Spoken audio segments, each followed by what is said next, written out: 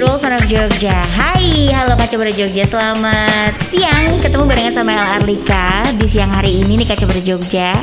Dan ada apa ini? Ada yang seru pastinya ini karena kita punya episode pertama yang seru banget nih Kaca Muda Jogja. Karena kita punya program spesial ya. Spesial banget kenapa? Karena biasanya kalau Kobis itu Koko Bisnis ada di malam hari. Nah sekarang kita ada di siang hari nih Kaca Muda Jogja. Kobis spesial Sidilan. Apa itu Sidilan? Si bakul jajah desa Milangkori. Apa itu Kaca Muda Jogja? Nah ini dia nih. Ini yang seru adalah ini adalah talk show sarasehan UMKM yang diadakan di lokasi indoor dan outdoor gitu. Jadi Kobisnya jalan-jalan ke desa-desa nantinya nih Kaca Muda Jogja. Dan tenang aja, kita ini jalan-jalan tapi tetap prokes ya. Kaca Muda Jogja udah divaksin semuanya, narasumber dan saya juga gitu, dan juga tim kita. Dan sesuai dengan protokol kesehatan, kita jaga jarak nih duduknya Kaca Muda Jogja. Dan juga menggunakan masker masing-masing supaya tetap aman gitu. Jadi kita tetap bisa ngobrol-ngobrol di luar, mengedukasi Kaca Muda Jogja semuanya gitu, dan tetap menjaga kesehatan. Oke, ini yang seru hari ini kita akan ngobrol-ngobrol sama dua narasumber kita gitu. Dan memang kenapa sih pengen banget buat Kobis ini ngajakin ngobrol dua narasumber kita, dan karena memang kita bekerja sama dengan Dinas Koperasi dan UKM DIY ini Kaca Muda Jogja. Di pandemi ini kan memang ada sesuatu hal yang spesial ya. Semuanya drop. Wah, semuanya berubah nih Kaca Muda Jogja. Apalagi masalah perekonomian nih. Nah, makanya nih kita pengen mengedukasi Kaca Muda Jogja untuk bisa mengembangkan diri, untuk bisa sama-sama ini kita membangun perekonomian lagi. Yang nemenin saya siang hari ini ada dari Dinas Koperasi, ada Bapak Wisnu Hermawan SPMT, Kabid Layanan Kewirausahaan UKM Diskop UKM DIY. Selamat siang Pak. Selamat siang Mbak Ella dan Kaca Muda. Kaca Muda. Sehat Pak? Sehat alhamdulillah. Alhamdulillah. Ini kita ngobrol hari ini, nanti siap saya tanya-tanya ya Pak? Siap, alhamdulillah. Yang berikutnya kita juga punya narasumber yang kedua dari Dinas Kebudayaan, Bapak Tri Agus Nugroho SOS MSC. Beliau adalah Kabid Pemeliharaan dan Pengembangan Sejarah Bahasa Sastra dan Permusiuman Dinas Kebudayaan DIY. Selamat siang Pak. Selamat siang, assalamualaikum Kaca Muda. Waalaikumsalam Pak. Saya mau tanya, nyebutnya museum apa museum? Museum ya? Oh, kita padahal biasanya nyebutnya museum ya Pak? Padahal yang benar adalah museum J. Yang penting jangan terpleset. Jadi tit gitu. Itu kalau diganti jadi Oke, di segmen yang pertama kita akan ngobrol yang perpanjang terus kita. Yang belum tahu kapan berakhirnya. Gimana nih Pak? Ya, jadi seperti ini Mbak Ella. Jadi kalau kasus di Jogja, jadi UMKM itu adalah salah satu sektor tumpuan ekonomi daerah. Jadi 80% pelaku ekonomi di DIY ini yang menyangga adalah UMKM. Jadi ketika pandemi berlangsung selama hampir 2 tahun ini, ini UMKM adalah salah satu pilar yang sangat tertekan, sangat terdampak. Ketika Mei tiba-tiba pada Mei tahun lalu ketika pendidikan tiba-tiba harus berhenti secara konvensional, kemudian tempat wisata tiba-tiba tutup, ini UMKM sangat terdampak. Jadi yang biasanya mereka berdagang secara manual, secara konvensional, tiba-tiba kehilangan pasarnya. Nah, akibatnya bisnis mereka kemudian tersendat. Dan ini yang menjadi kemudian pemerintah daerah itu tidak bisa tinggal diam, karena bulan-bulan pertama saat pandemi berlangsung pada tahun 2020 itu banyak sekali keluhan, bahkan Dinas Koperasi ini banyak kedatangan UMKM yang ke sini meminta apa yang bisa pemerintah daerah lakukan untuk membantu mereka. Nah, kemudian kita bersama Bank Indonesia, bersama komunitas-komunitas pendamping UMKM itu melakukan survei. Nah, di dalam survei itu ada beberapa kesimpulan bahwasanya hal pertama yang memungkinkan untuk dilakukan selama pandemi ini adalah membantu pemasaran mereka. Pemasaran yang seperti apa lah ini? Pemasaran yang kemudian basisnya online. Artinya UMKM harus melakukan transformasi dari bisnis konvensional yang harus kalau mau jual beli harus tatap muka, ketemu, bisa pegang barangnya, untuk beralih ke bisnis digital, bisnis online.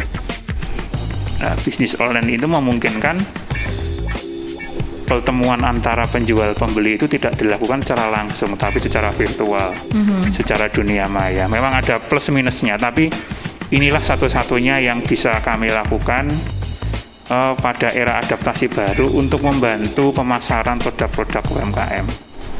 Nah, pada saat itulah kemudian ketika Dinas Koperasi pada beberapa bulan sebelumnya melonseng Sibakul. Jadi Sibakul itu sistem pembinaan pelaku usaha KUKM itu nanti kemudian ditransformasi untuk kita kembangkan sebagai market hub, membantu pemasaran produk-produk UMKM. Jadi kalau dulu pada awalnya Sibakul itu adalah sistem berbasis web yang digunakan untuk mendata KUMKM secara real, sekarang bertransformasi selain pendataan adalah sistem yang membantu pemasaran. Jadi UMKM bisa memasarkan produknya di situ. Seperti itu Mbak Ella yang bisa, yang kemudian kita banyak support alokasi kemudian untuk membantu pemasaran melalui Sibakul ini dengan memberikan free ongkir, bebas ongkos kirim. Oh, jadi kalau belanja jadi kayak Sibakul ini malah jadi platform untuk jual beli dia Pak. Iya. Kalau kemarin kan hanya buat sistem pendataan sekarang aja gitu ya. Kita bantu menjadi skema pemasaran. Jadi UMKM selain mendaftarkan profil usahanya di Sibakul, dia bisa mendaftarkan produknya di situ meskipun maksimal 5 produk. Gitu. Untuk dijual di Sibakul ini ya Pak? Dan apabila produk itu laku, ongkos kirimnya pemerintah daerah yang akan menanggung. Sejauh apapun? Iya, jadi memang syarat ketentuan berlaku Mbak, jadi ada minimal pembeliannya, tapi jangkauan kiriman kita tidak hanya sampai ke wilayah DIY saja, tapi seluruh Indonesia dan sampai luar negeri. Ini luar negeri juga diberikan Mbak? Kita fasilitasi. Wow. Itu jadi kalau di wilayah DIY itu ada jasa transportasi seperti Grab, Gojek, kirimin aja PT Pos. Tapi untuk seluruh Indonesia sepertinya PT Pos ini yang bisa support, dan beberapa bulan kemarin kita sepakat PT Pos bisa memfasilitasi pengiriman tidak hanya sampai seluruh Indonesia tapi sampai luar negeri. Iya. Itu kita fasilitasi. Kenapa hanya 5 produk saja Pak? Karena aspeknya itu lebih ke aspek pemerataan Mbak, karena tidak benefit ini jangan sampai dimanfaatkan oleh mereka-mereka atau pelaku usaha yang sudah punya pasar yang jelas, sudah punya pasar yang mapan. Kalau alokasi free ongkir kami harus bisa dimanfaatkan merata sampai seluruh wilayah DIY yang sampai pelosok sekalipun, yang masih baru bangkit. Kalau yang baru dengan yang sudah settle sudah lama, pasti pasarnya akan dimakan oleh yang sudah lama ini, yang pelaku-pelaku usaha yang sudah pasar yang jelas. Kami mencoba membatasi para pelaku usaha yang sudah punya pasar yang jelas ini tidak kemudian mengkanibal alokasi anggaran yang sudah kami alokasikan. Jadi kami pengennya ada aspek pemerataan. Ini tidak hanya bisa dimanfaatkan oleh mereka yang sudah besar saja, tapi yang masih kecil itu sebagai bentuk pembinaan kita. Oh, oke. Gitu. Berarti ada term and condition dari produk UMKM-nya, dan juga ada spesifikasinya nggak sih Pak yang akhirnya diterima, lalu produknya bisa barengan sama si bakul ini? Ya, jadi untuk mendapatkan fasilitas free ongkir ini, yang pertama adalah harus terdaftar di Sibakul dulu. Kemudian mendaftar produknya di market hub kami. Nah itu kemudian kami kurasi, tidak kita loloskan semua karena UMKM itu beragam sekali, dari yang biasa sampai medium sampai yang sudah besar. Ada yang pernah kita pengalaman itu dia jualan sayuran, beragam sayuran, yang dipasang di foto itu bukan jenis sayurnya tapi rombong sayurnya itu. Nah, itu yang tidak kita loloskan. Mestinya ya kalau yang dijual apa sih wortelnya, sawinya atau seperti apa. Nah, ini yang membutuhkan edukasi bagaimana kemudian ketika kita menemukan ada UMKM yang laku atau tidak laku, ini treatment pendampingannya sangat berbeda sekali. Yang tidak laku akan kita dalami lagi, kita lakukan pendampingan atau monitoring ke lokasinya. Itu nanti kita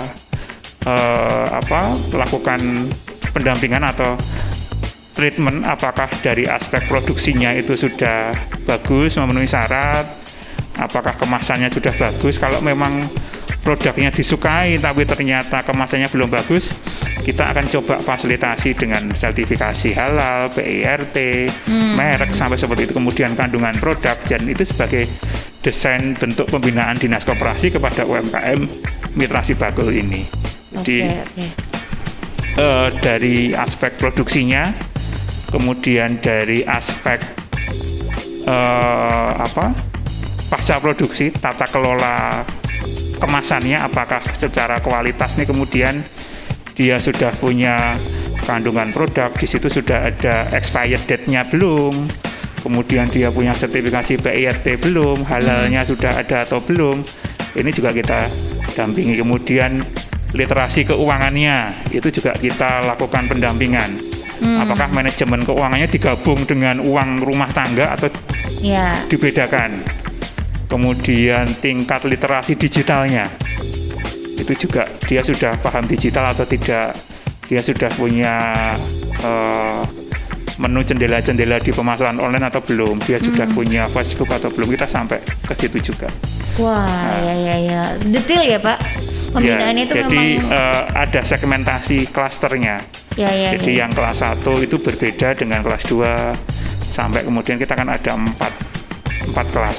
Jadi dia masuk skala yang mana. Ya, memang kebanyakan di DIY ini 85% kelas 1 semua ya. Jadi dari aspek modal, produksi, kemudian literasi keuangan, IT-nya itu masih lemah. Jadi apalagi kemasan yang nanti mungkin teman dari dinas kebudayaan ini akan banyak intervensi di aspek ini yang memungkinkan. Apalagi kita kan sekarang tidak hanya naik kelas, tapi UMKM harus bisa go global. Artinya kita punya gerai UMKM di Bandara Yia, di situ kita adalah media untuk memasarkan produk-produk UMKM yang premium. Itu syaratnya ketat sekali, dia harus punya sertifikasi, bahkan kemasannya itu sudah harus go green. Kemudian taste-nya juga disukai pasar. Lah ini yang banyak UMKM di kita itu masih memerlukan pendampingan pada aspek yang itu tadi. Oke, luar biasa nih. Hai, halo Mas Coba Jogja, balik lagi di Kobis Spesial Sidilan ya. Sibakul Jajah Desa Milangkori ini Kaca Muda Jogja, Kobisnya tumben ada di siang hari ya. Jangan kaget karena selama 2 bulan ini kita akan menemani Kaca Muda Jogja nanti dengan Kobis Spesial Sidilan nih Kaca Muda Jogja. By the way, tadi kan saya sudah perkenalkan tamu kedua saya, ada Pak Agus ya. Beliau adalah Kabid Pemeliharaan dan Pengembangan Sejarah Bahasa Sastra dan museuman Dinas Kebudayaan DIY ini Kaca Muda Jogja. Sekarang saya akan ngobrol dengan Pak Agus mengenai peran Dinas Kebudayaan dalam pengembangan ekonomi kreatif nih gitu. Ini ya Mak Jegagi ya Kaca Muda Jogja. Ini kok ada Dinas Koperasi sama Dinas Kebudayaan ki ngopo? Ini perannya gimana nih Pak? Dari Dinas Kebudayaan dalam pengembangan ekonomi kreatif ini sendiri Pak. Baik, terima kasih. Jadi selamat siang Kanca Muda. Jadi kalau ditanya kaitannya apa antara Dinas Kebudayaan dengan Dinas Koperasi gitu. Jadi memang kalau kita bicara mengenai ranah birokrasi, yang bagus itu kan kolaborasinya ya. Iya betul. Ya, kolaborasi antar lintas OPD itu yang kemudian memang harus menjadi unggulan sebenarnya, dan memang menjadi sebuah kebutuhan. Nah, kalau tadi Mas Wisnu sudah menyampaikan, saya panggil Mas ya karena masih muda beliau nih. Jadi kalau tadi koperasi itu, kalau kita bicara mengenai sektor ekonomi, Mas Wisnu ini kan dia menciptakan initial condition, jadi menciptakan hardware-nya. Jadi bagaimana kemudian UMKM itu dibentuk, kemudian bagaimana dia bisa berkembang kayak gitu. Nah, kami di Dinas Kebudayaan itu sebenarnya lebih pada aspek sufficient condition-nya. Jadi kalau ekonomi kita ada dua, ada initial condition, ada sufficient condition. Nah, sufficient condition itu kondisi yang kemudian cukup untuk kemudian melakukan sesuatu. Nah, itu di apa? Mungkin kami lebih support ke bagaimana kemudian menciptakan brand, bagaimana kita kemudian mengarahkan untuk marketingnya. Artinya bukan marketing secara ekonomi, tentu saja kami basicnya tetap menggunakan aspek kebudayaan. Karena begini, kalau kita bicara mengenai sekarang itu kan yang baru naik daun itu kan industri kreatif ya, di tengah pandemi yang seperti ini. Itu penjualan itu pasti akan mulai naik kalau dilakukan tidak konvensional. Nah, jadi menggunakan branding yang menjual atau menggunakan branding yang lebih pure. Jadi kan kalau kita bicara marketing sekarang, orang tuh nggak suka lagi sesuatu yang gemubiar gitu, sesuatu yang terlalu modern gitu, tetapi justru menjadi sesuatu yang benar-benar pure, yang murni. Nah, kemurnian ini yang kemudian disukain pasar. Nah, kemurnian itu apa? Ya salah satunya kalau di kami saat ini sedang menggalakkan mengenai digitalisasi aksara Jawa, Mbak.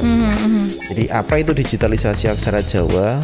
Jadi saat ini kalau kita lihat di dunia digital, di internet, di sosial media, itu yang banyak yang bertebaran itu huruf-huruf kanji, kemudian huruf-huruf Jepang, Korea, misalkan itu kan banyak banget. Bahkan kaula muda kita itu banyak yang bisa berstatus, berwa-an, pasang caption di Instagram, di sosial media dan lainnya pakai huruf Korea dan huruf Jepang, dan bahasa Korea dan bahasa Jepang. Nah, saat ini kalau kita lihat, mungkin Kaca Muda juga mengikuti Omet TV misalkan kayak gitu tuh. Yang baru laris itu kan orang yang memiliki kemampuan untuk multi language dan multi bahasa. Multi aksara. Itu artinya orang bisa 5, bisa 7, itu baru keren. Nah, kita itu ingin menyamakan bahwa aksara Jawa itu akan setara dengan itu, setara dengan Jepang, setara dengan Korea gitu, setara dengan orang bahasa Kroasia, kemudian itu yang kita nggak tahu di mana, Kazakhstan itu mau di mana lokasinya aja dipelajarin, mereka senang kok dengan itu. Kenapa yang kemudian aksara Jawa tidak kemudian mendunia? Nah, kemudian digitalisasi ini kita membuatkan standarisasi mengenai huruf aksaranya atau aksara Jawa itu sendiri.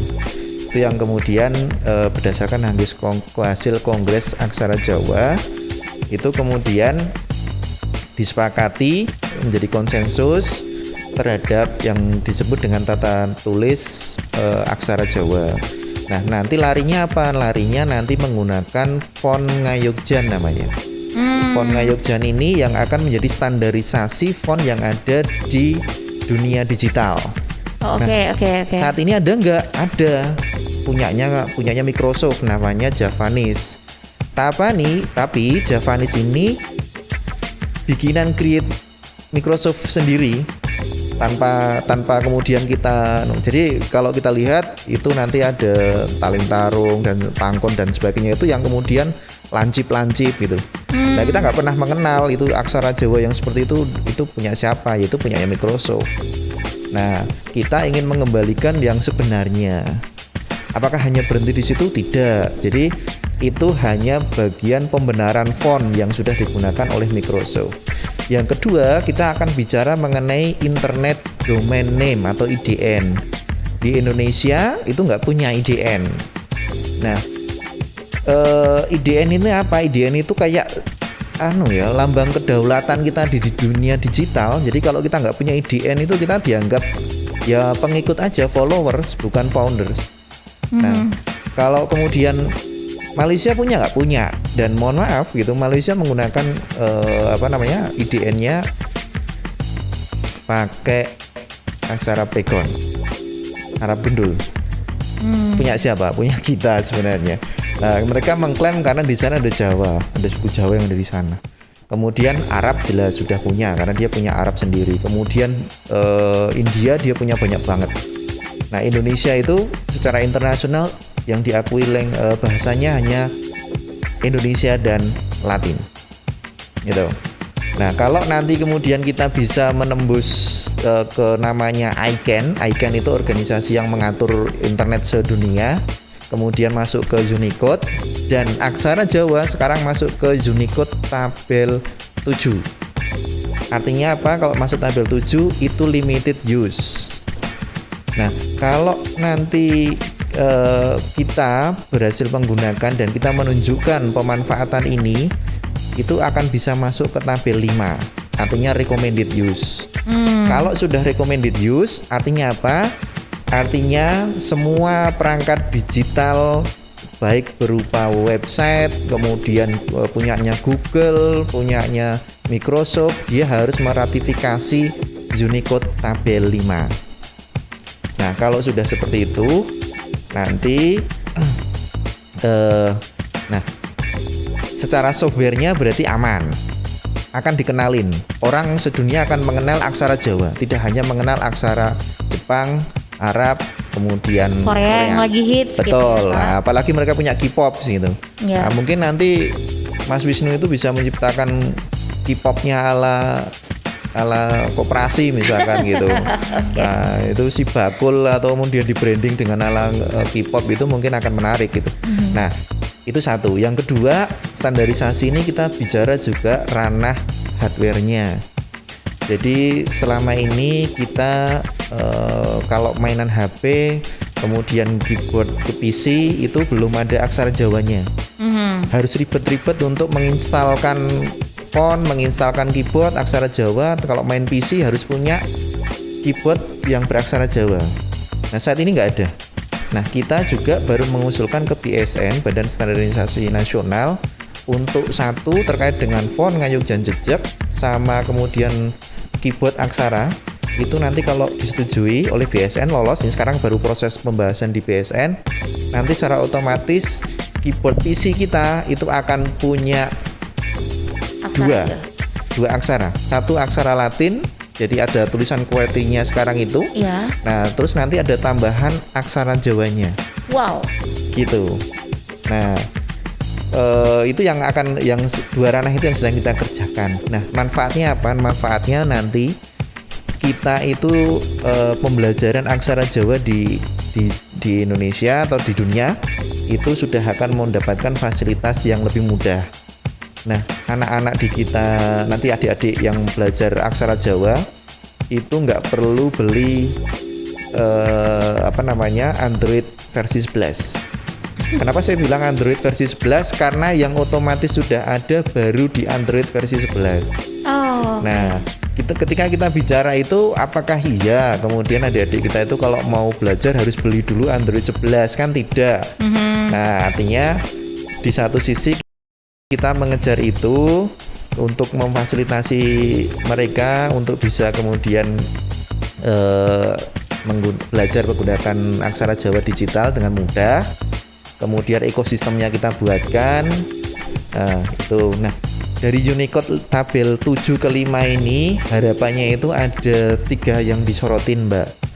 Yang pertama, penggunaan di ranah pemerintahan government itu belum cukup masif. Masih sebatas dipakai untuk dekoratif. Dekoratif itu yang seperti apa? Dekoratif itu adalah berupa file format JPG atau gambar. Nah, kita harus bisa membuktikan ini menjadi teks. Teks berarti apa? Kalau teks berarti harus dalam wujud naskah. Nah, yang disebut dengan naskah tidak harus kemudian naskah babat, kemudian naskah seperti itu, tidak. Tapi naskah itu persuratan, naskah dokumen itu sudah menggunakan font aksara. Ya, aksara Jawa. Wow, itu butuh perubahan yang dari hulu ke hilir, Pak. Nah, ya kan? untuk di level itu kami menyiapkan di 2 ranah. Satu, kita bicara ranah aspek kelengkapan tata naskah yang sebentar lagi kami sedang godok, nanti akan menjadi peraturan gubernur. Kami harapkan seperti itu, sehingga nanti korespondensi itu akan menggunakan 2 aksara, aksara Jawa dan aksara Latin. Nah, tetapi ketika nanti ada ada selisih berhukum, itu yang digunakan referensinya tetap yang sementara ini menggunakan aksara Latin. Itu jadi nanti akan ada 2 itu untuk membuktikan. Yang satunya kami saat ini sudah mengembangkan yang namanya translator, jadi kayak Google Translate kayak gitu, cuman versi font Ngayogjan Jejeg. Namanya apa, Pak? Font Ngayogjan Jejeg. Iya, jadi font Ngayogjan itu ada 2, ada font Ngayogjan Jejeg dan font Ngayogjan miring. Tapi yang kita standarisasi yang font Ngayogjan Jejeg. Nah, itu nanti kami sudah bikinkan translatornya dan sudah selesai. Dari bahasa Indonesia dirubah ke bahasa Indonesia beraksara Jawa. Idealnya bahasa Indonesia ke bahasa Jawa beraksara Jawa.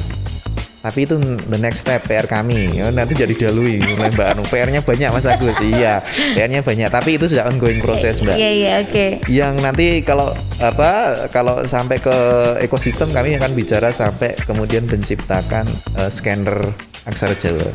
Jadi kalau selama ini jenengan misalkan jalan-jalan ke mana kok nemu tulisan bahasa Inggris, bingung kan, kemudian bisa di-scan tuh pakai HP. Nah, kita akan mencoba untuk kayak gitu juga. Nanti kalau ketemu ini tulisan aksara Jawa apa ya, nah nanti di-scan, itu bisa. Tapi syarat ketentuan berlaku. Maksudnya apa? Karena begini, yang namanya aksara Jawa itu variannya kan banyak banget mengikuti. Ada Madikawi, ada kemudian KBJ, ada dan sebagainya. Nah itu konteks digitalisasi seperti itu, Mbak. Nah kalau nanti artinya kalau digitalisasi ini sudah mendunia, kemudian aksara Jawa ini sudah menjadi sebuah hal yang familiar gitu, atau menjadi yang dikenal gitu. Dan sebenarnya aksara Jawa ini sudah cukup dikenal di luas. Belanda itu sangat fasih dengan aksara Jawa. Kemudian kita juga punya Suriname, punya beberapa daerah yang lain gitu, yang memang migrasi. Kalau kita bicara sejarah mengenai perpindahan orang Jawa, banyak yang kayak digitalisasi ini kemudian dimatchingkan di situ, itu akan menjadi cukup menarik gitu.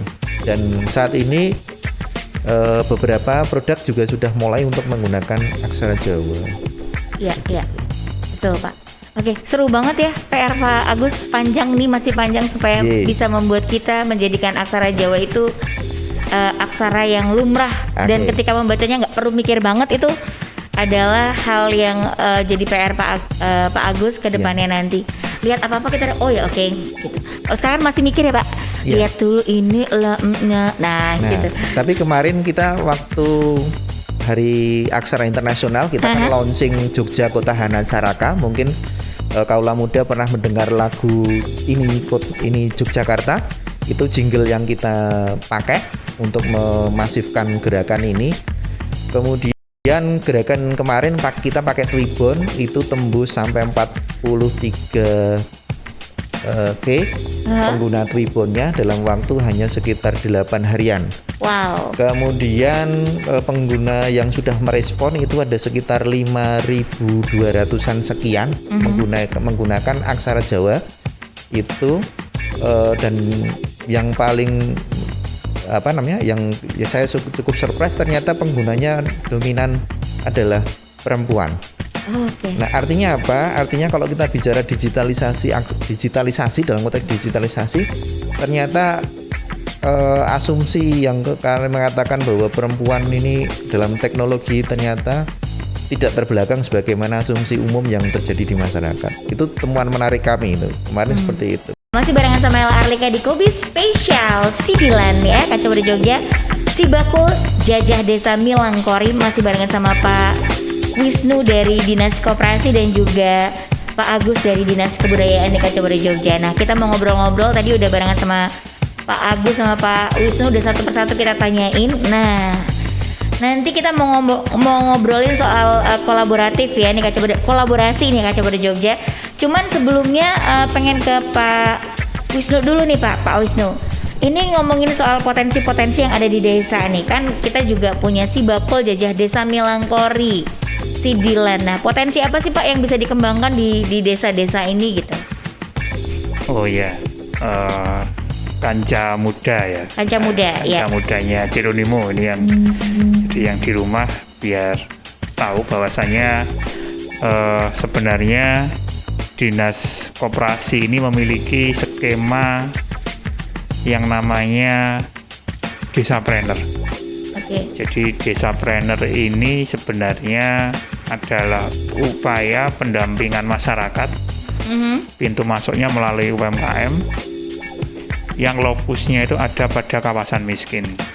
Nah, ini dulu sebelum RPJMD yang periode 1722 ini sudah kita coba kembangkan, meskipun konsepnya masih tertatih-tatih saat itu, tetapi dengan adanya skema keistimewaan ini kemudian sedikit mengalami transformasi. Jadi ketika tempatnya Pak Agus tadi, kolaborasi adalah hal yang penting. Ketika bagaimana itu kemudian program itu bisa berjalan efektif, itu ternyata betul sekali ketika kita kemudian mengembangkan Desapreneur. Artinya di level pemerintah daerah ada sasaran pembangunan yang namanya Desa Mandiri Budaya. Nah, ini kemudian salah satu pilar yang mendukung Desa Mandiri Budaya ini adalah Desa Budaya. Ini dikomandani dari teman-teman Dinas Kebudayaan. Kemudian pilar kedua adalah Desa Wisata. Ini dari mainstreamnya Dinas Pariwisata. Yang ketiga Prener, ini dari kami di Dinas Koperasi. Dan yang keempat adalah Desa Prima, ini dikoordinatori oleh DP3AP2 yaitu Dinas Pemberdayaan Perempuan dan Perlindungan Anak. Nah, ketika empat ini kemudian saling sinergis, maka mainstream lokus selain wilayah atau kantong kemiskinan adalah lokasi Desapreneur itu menyasar pada lokasi desa budaya. Oke. Jadi kita sisir dulu, kita minta profil desa budaya yang ada ditangani oleh teman-teman Dinas Kebudayaan, baru kemudian kita sasar desa mana yang kemudian memungkinkan kita lakukan pendampingan. Dan pendampingan ini minimal kita lakukan 3 tahun. Mengapa 3 tahun? Karena skema pendampingan UMKM kalau kita lihat itu biasanya setelah pelatihan selesai, setelah kemudian kita melakukan materi berhari-hari, makprung gitu kan, tidak ada follow up-nya. Skema pendampingannya sangat lemah sekali lah. Pada aspek ini kemudian pendampingan pasca pelatihan untuk mendampingi apa sih keluhan mereka, kita bisa tahu masalah-masalah real yang kemudian ini sebenarnya problem utamanya bukan pada lebih aspek ekonominya, bisa jadi pada aspek pemberdayaannya. Ternyata ketika dikembangkan usaha itu dikembangkan sendiri, apalagi usaha itu dikembangkan oleh single parent lah, apalagi perempuan lah, ini kemudian ini lebih ke DP3AP. Oh, bisa nggak ritual budaya yang dilakukan seperti yang sekarang masih masif di DIY, ada bersih desa, rasulan, bersih telaga, selamatan, itu kemudian ada event-event di situ yang memungkinkan kemudian menarik orang. Menarik orang, kemudian di situ bisa digunakan oleh UMKM yang sebenarnya sudah ada di situ untuk kemudian kita bantu memasarkan produknya. Nah, event-event ini kemudian bisa kita support. Nah, bisa jadi di lokasi itu sebenarnya yang potensi itu wisatanya. Nah, di DIY kan juga banyak wisata candi di situ. Kita punya Candi Prambanan. Kalau di Bantul ada situs Pleret, di tempatnya Pak Agus ini ada Museum Pleret. Kemudian di Kulon Progo kita punya kebun teh. Di Sleman sudah banyak lagi, apalagi ya di sana ada kalau di Prambanan kan banyak basis candi, di sana ada Kedulan, ada Sojiwan, ada Kalasan. Nah, ini memungkinkan memang kemudian orang itu kemudian mengeksplor lokasi itu menjadi sebuah sentra wisata. Ketika menjadi sebuah sentra wisata kan tidak hanya lokasinya yang dijual, produk lokal di situ kan kemudian bisa dioptimalkan.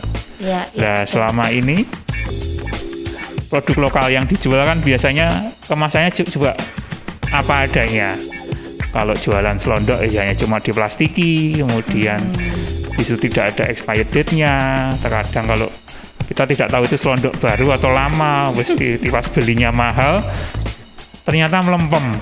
Nah, ini kemudian jadi yang problem-problem yang mereka harus kemudian didampingi. Oh, kalau kamu pengen sinergis, akhirnya orang kalau kemudian kapok berkunjung, oh saya pernah jualan di warung itu, dia akan memviralkan. Kan sekarang dengan adanya IT ini memungkinkan orang kalau seneng, dia yang akan menikmati dampak itu juga netizen, juga wilayah itu. Tapi kalau kemudian dia kagol, suaranya bisa kemana-mana. Jadi dampak tadi yang dimaksudkan Pak Agus tadi, adanya digitalisasi pada semua aspek kehidupan itu memang ada plus dan minusnya. Nah, kalau kebagian plusnya nggak ada, kebagian minusnya nih yang kemudian menjadi problem, karena yang terdampak tidak hanya semua. Kayak kasus kemarin beberapa saat yang lalu, makan di Malioboro ditutup berapa puluh ribu. Ini kan kasusnya viral sampai kemana-mana. Ini menjadi catatan bahwasanya untuk menangani sektor unggulan di Jogja ini, yaitu wisata, budaya, pendidikan, memang butuh kolaborasi. Mungkin itu Mbak Ella yang bisa sampaikan mengapa kolaborasi dengan kebudayaan itu menjadi kemudian penting, tidak hanya pada aspek desapreneur saja, tapi kemudian dari aspek kemasannya. Itu memungkinkan nggak tadi kalau Mas Agus bercerita bisa nggak produk-produk UMKM kemudian ditempeli aksara Jawa lah, kemudian. Nah, saya saja aksara Jawa tuh ingatnya SMP kemudian Iya, Pak. ketika tidak pernah dipakai itu saya lupa. Ini sudah agak kedul. Memang tugasnya Pak Agus memang tidak mudah. Betul. Bagaimana kemudian mensosialisasikan aksara Jawa biar kemudian aksara Jawa memang bagian dari kebudayaan kita, bagian dari sehari-hari kita, jadi tantangan yang cukup perlu disupport oleh banyak pihak. Kalau ke Pak Agus sendiri nih, Pak, dari program digitalisasi aksara Jawa nih, Pak, potensinya gimana sih Pak untuk bisa menjadi arahan dari atau menjadi programnya Pak Wisnu nih dari Dinas Koperasi gitu, kansnya atau apa saja yang kira-kira punya potensi sebesar apa nih akhirnya bisa digunakan oleh UMKM ini, Pak? Jadi kalau tadi PR-nya dari Unicode kan tadi baru tak sebutin satu ya, digunakan dalam ranah birokrasi. Sebenarnya yang kedua PR-nya dari Unicode itu menginginkan booming penggunaan aksara Jawa itu dalam ranah kehidupan sehari-hari. Nah, kalau kita bicara kehidupan sehari ini kan segmennya luas banget. Kehidupan sehari-hari itu mulai dari aspek keluarga, aspek kemudian ada ekonomi juga, ada dan sebagainya. Nah, kami ini juga ingin mendorong bahwa ternyata beberapa industri kreatif ini sudah banyak yang ternyata mulai terjun bermain ke aksara Jawa. Iya betul Pak. Mulai dari kita bicara konveksi, sablon kaos itu menggunakan aksara Jawa itu laris gitu. Kemudian produk-produk bahan makanan itu yang olahan atau kemudian yang untuk program oleh-oleh gitu ya, atau kemudian itu dia akan banyak disukai ketika kemudian originalitasnya itu ada. Jadi bukan misalkan oleh-oleh misalkan yang kemarin yang sampel ke saya itu ada blunder sama ada ketan hitam. Nah, dia dikemas menggunakan kalau yang blunder masih ada menggunakan aksara Latinnya. Tapi yang ya. Nah, itu yang dimanfaatkan dan jadi potensi ya Pak ya. Iya, ternyata itu Pendotakon. gitu. Iki apa Mbak Ini isine? apa gitu? Ini apa isinya gitu toh? Iya. Nah, kalau sudah tanya itu sini itu potensi kemudian untuk dia kemudian melihat produk yang lain atau kemudian ya dia akan mencoba untuk membeli itu. Itu. Yang kedua, di kita itu kan sekarang itu segmennya itu baru segmen yang semua itu Instagramable. Ya. Mau makan di foto, mau belanja di foto, mau apalah gitu mesti foto gitu kan. Betul. Semua Pak di foto. Betul. Semakin kita punya sesuatu yang unik yang nggak dimiliki orang lain, itu semakin akan meningkatkan Curiosity ya. Iya. Prestisnya naik, penawarannya akan tinggi, dicari kan gitu. Nah, itu yang akan kita gunakan segmen-segmen yang seperti itu. Artinya di langkah-langkah awal ini kalau main di sektor ekonomi ya seperti itu yang kemudian bisa. Yang ketiga tidak lepas branding ya Mbak. Artinya kalau kemudian hanya sekedar masang tulisan aksara Jawa tok tanpa kemudian didesain dengan baik, tidak di branding dengan bagus ya pasti susah ngangkatnya. Tapi kalau kemudian di branding dengan bagus, mulai dari kemasannya, kemudian desainnya gitu mungkin akan tetap naik, akan mumbul. Nah, beberapa juga aksara Jawa itu akan menjadi menarik ketika kita bicara mengenai destinasi. Kalau kemudian saat ini kan yang ada kalau kita berkeliling itu di beberapa destinasi itu kan semuanya menggunakan aksara Latin nih. Nah, bedanya apa antara satu daerah dengan yang lain gitu.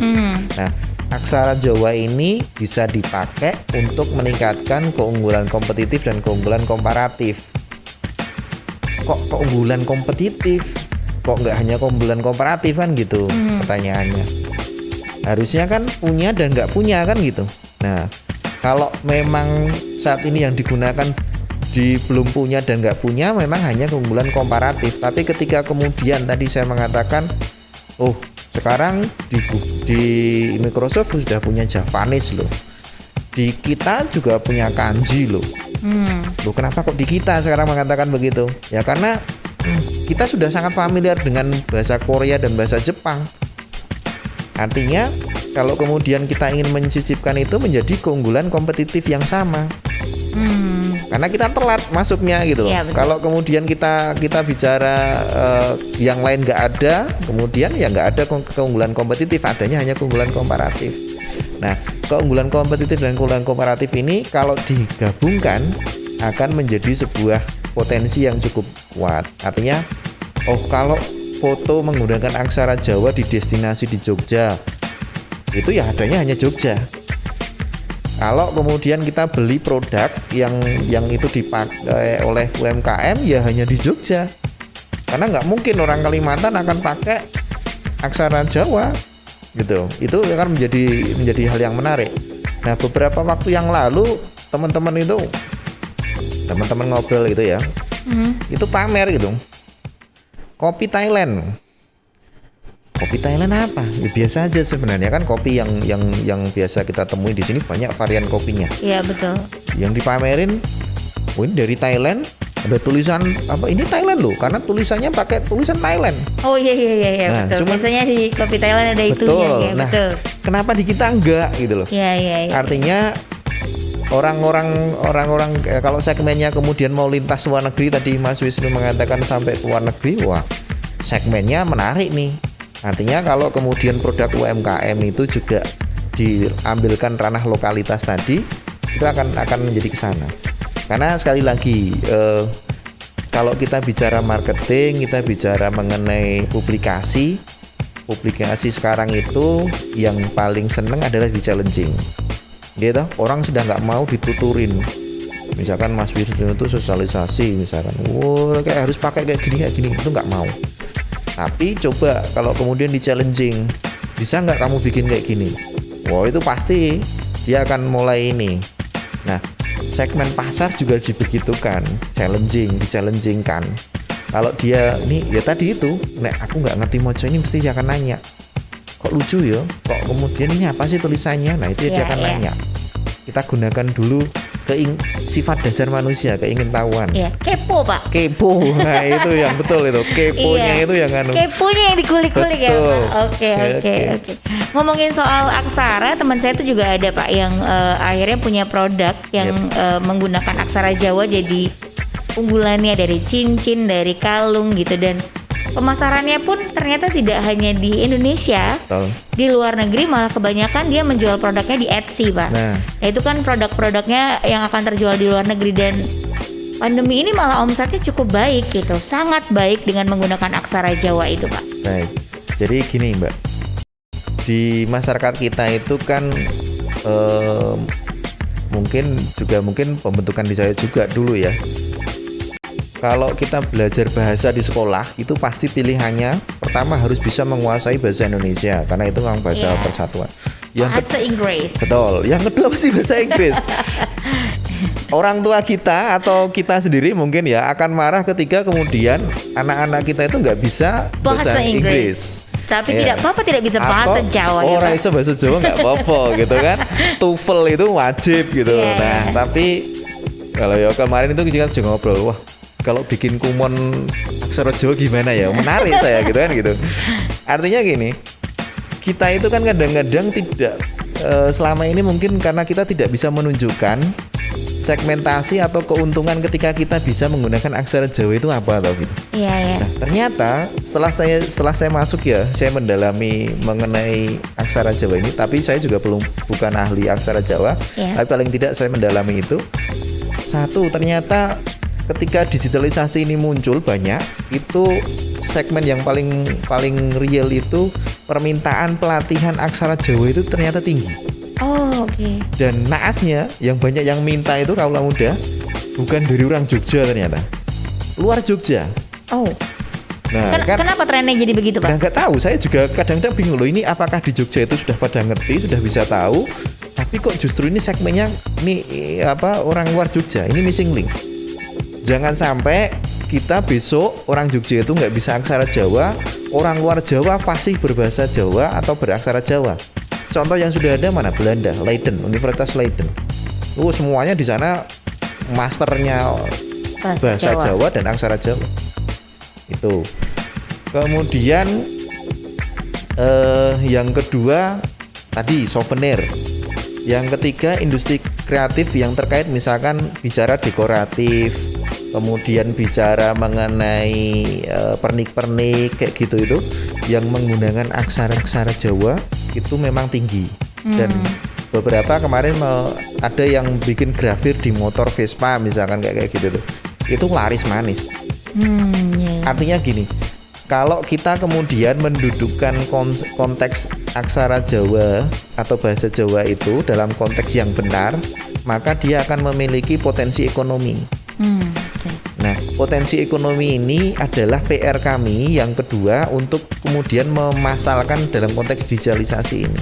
Nah, kami harus bisa membuktikan pada khalayak umum atau masyarakat kayak umum, kayak bahasanya bahasanya siapa itu kalau stand atau gitu kayak umum gitu. Jadi di masyarakat umum itu agar gini, mengubah persepsi kita bahwa kalau kemudian belajar aksara Jawa dan bahasa Jawa itu ternyata juga punya ikutan faktor ekonomik loh. Nah, ini peletakan dasar ini yang harus kita rubah dulu. Mainstream kita harus kita rubah. bagaimana kemudian Thailand, bagaimana Jepang, bagaana Vietnam, kemudian bisa Korea ya. gitu kan. Dia bisa tetap eksis, ya eksisnya Korea, Jepang dan lainnya itu dia tidak menggunakan bahasa Inggris loh. Mohon maaf. Artis-artis Korea, Jepang kalau menggunakan bahasa Inggrisnya tidak terlalu bagus.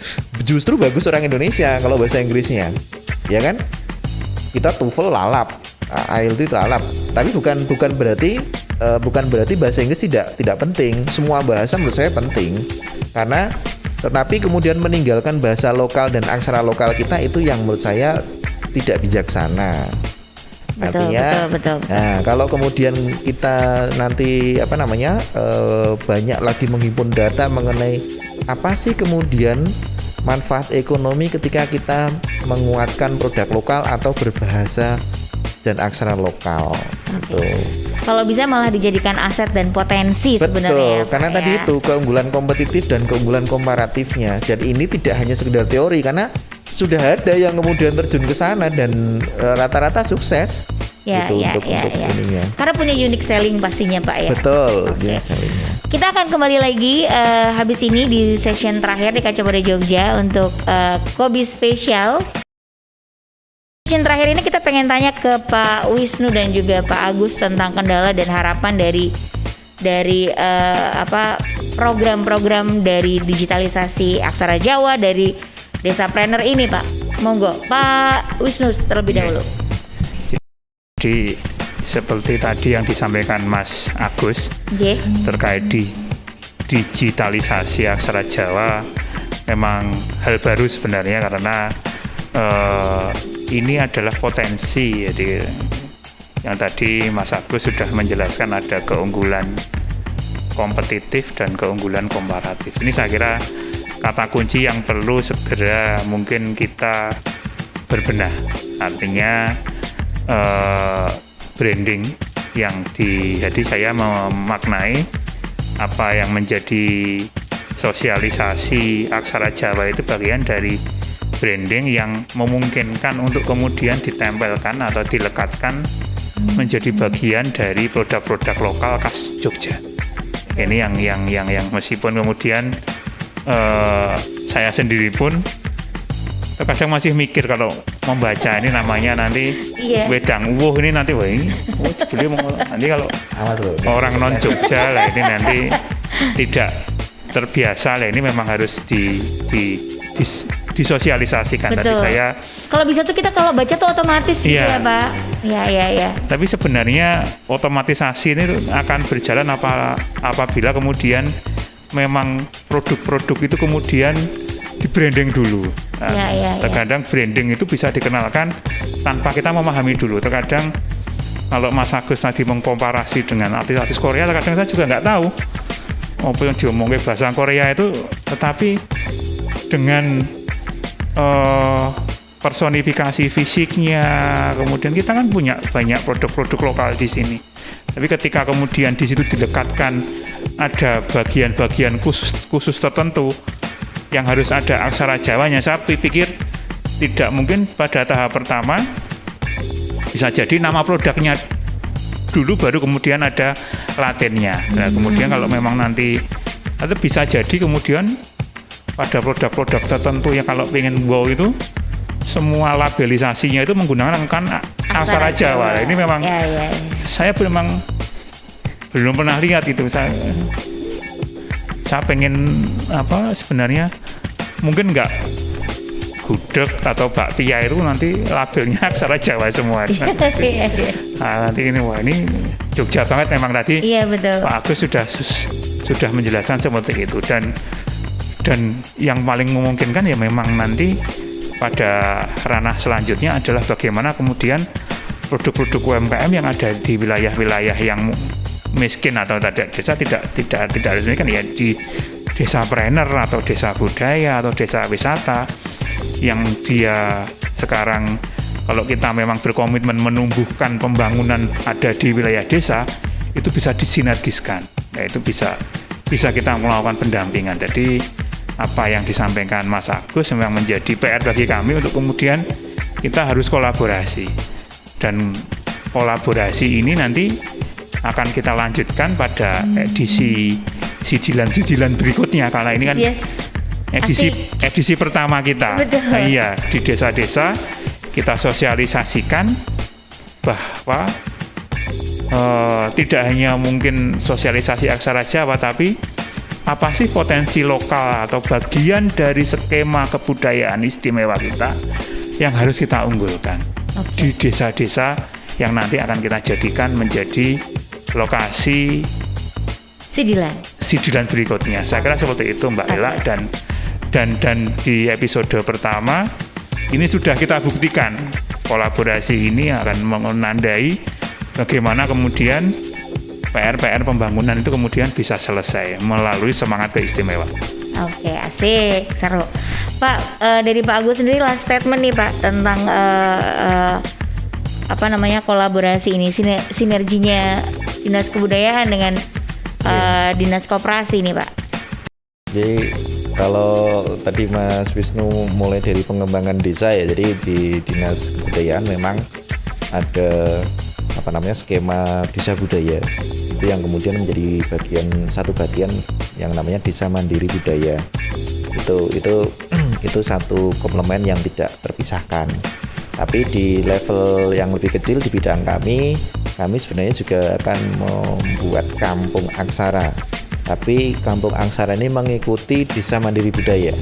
Sehingga tadi kalau nanti Pak Wisnu itu di ranah level desa tadi akan ketemu kami yang dengan namun kampung aksara dan ketemu dengan desa prema, desa planner, desa wisata, desa budaya itu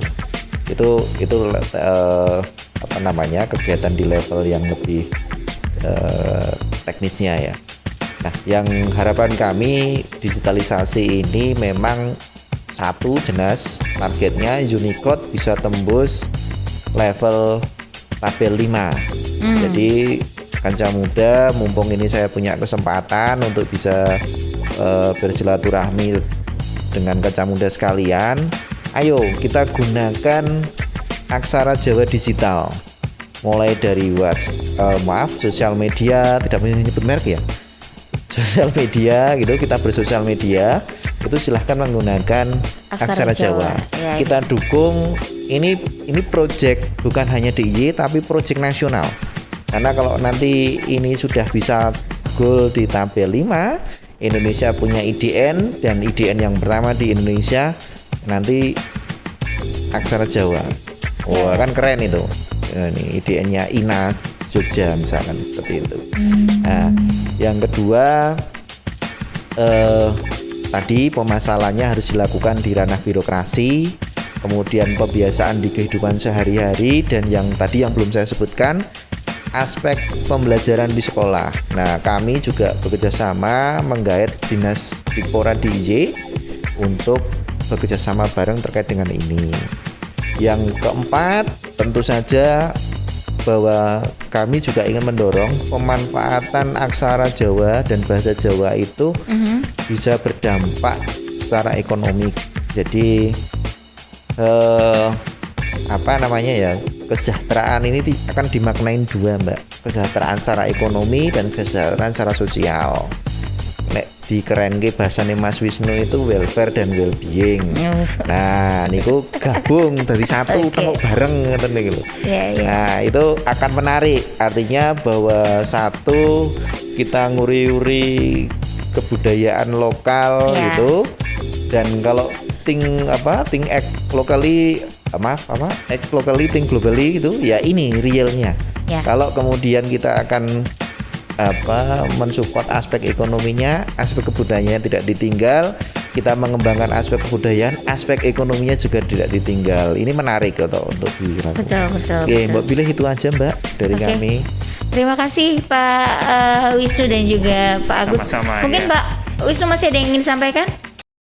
Oh, masih banyak kalau Pak Wisnu itu nanti. Saya kira ini Mbak Elia, jadi ini perkenalan edisi Dilan kita yang pertama. Iya. Jadi nanti di episode Dilan yang berikutnya kita akan lebih banyak mengupas apa itu pembangunan wilayah, tapi yang basisnya lebih ke penumbuhan entrepreneur. Oke. Jadi entrepreneur ini kan tidak dimulai miliki oleh UMKM saja sebenarnya. Jadi semua orang itu punya kesempatan menjadi entrepreneur. Dan entrepreneur itu harus ditempa, dikondisikan. Dia bukan produk yang kemudian ada sejak lahir. Lingkunganlah yang membentuk seseorang itu akan menjadi sebuah wirausahawan, entrepreneur, atau sekedar seorang penjual saja. Jadi yang pengen kita kenalkan, esensi pengembangan desapreneur adalah bagaimana desa itu kemudian mandiri. Desa yang mandiri adalah desa yang dimana orang-orang di dalamnya itu kreatif, aktif, dan inovatif. Dan orang-orang yang kreatif, aktif, dan inovatif itu adalah entrepreneur sejati, itu seperti itu. Ini yang kemudian nanti pada episode selanjutnya, pada yang mungkin di desa, baik indoor maupun outdoor, nanti akan kita support, kita coba sosialisasi pada kanca mudanya Jeronimo ini, biar Jeronimo menjadi sebuah wahana bagi pengembangan entrepreneur yang maju, muda, kreatif, dan mandiri.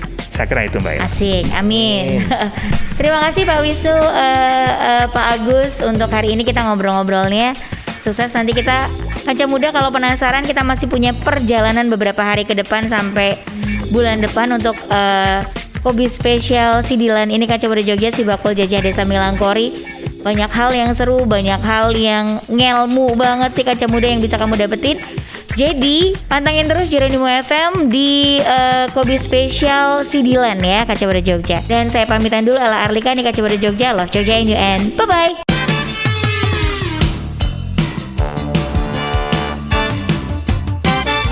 Jeronimo.